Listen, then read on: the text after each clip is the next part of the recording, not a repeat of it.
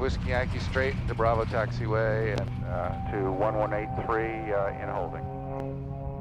For over a decade, CAVU's founders conducted low-level aerial surveys throughout the Americas, documenting environmental and cultural patterns.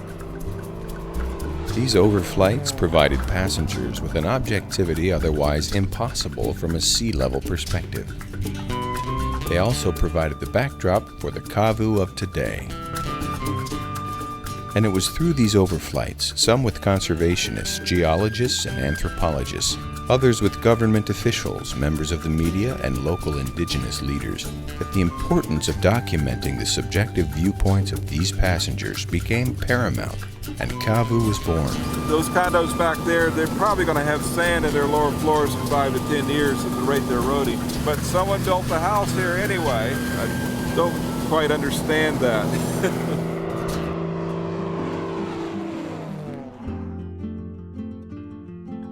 Nearly a decade ago, the World Bank surveyed thousands of the world's poorest inhabitants to determine poverty's greatest barrier. It wasn't a lack of food or shelter, education or health care. It was access to a voice. Through documentary filmmaking, CAVU can effectively help in providing that voice. And through its full-time access to aircraft specially modified for high-load, rough fieldwork, even the most fragmented, remote, or inaccessible cultures and environments have a platform. Endangered jaguars and harpy eagles in Panama. One of the last vestiges of prehistoric times, the sea turtles. Panama's indigenous Embera and their precious disappearing old-growth trees, and the compromised watersheds of Honduras and El Salvador, and those who depend on them. CAVU as a filmmaking company is very unique. It's very unique. While the goal to educate people around issues of natural resources is a common one in the documentary film world, I don't think there are very many companies who are doing it as efficiently or as nimbly as CAVU does. We are good to go into the Amazon, we're good to go down to Chile. I mean, that plane will take us all over Latin America. And this, I think, is due in part to the fact that they have access to rugged bush aircraft and also to the fact that they have some really top-notch strategic alliances. And these two factors really help contribute to CAVU as being a real force in the documentary film world. This morning we had some great weather. We were ready to go to Darien, and then literally out of nowhere, thunderstorms. So that's kind of the nature of working in Panama. Check it out right here. How are you doing? I'd love to fly down to Darien right now because we got a clear shot right down the coast. And just hope it holds for tomorrow.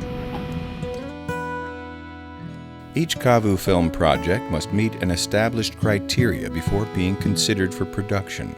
It must first be relevant to the mission of educating and engaging stakeholders about management and the importance of natural resources. It must also benefit particularly from CAVU's unique ability to utilize the tool of flight, both in its use for filming and as a tool for transportation where other means would prove cost and time prohibitive.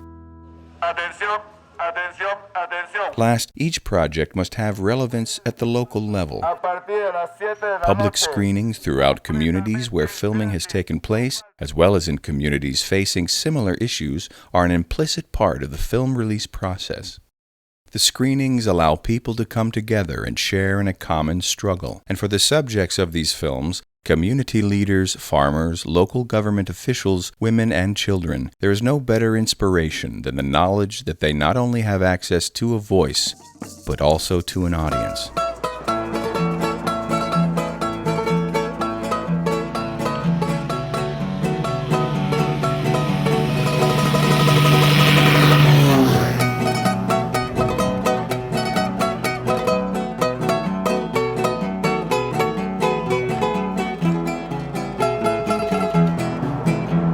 Tierra bendita que es Santana, esta tierra tan llena de alegría, ahí va la vida mía, ahí va mi corazón.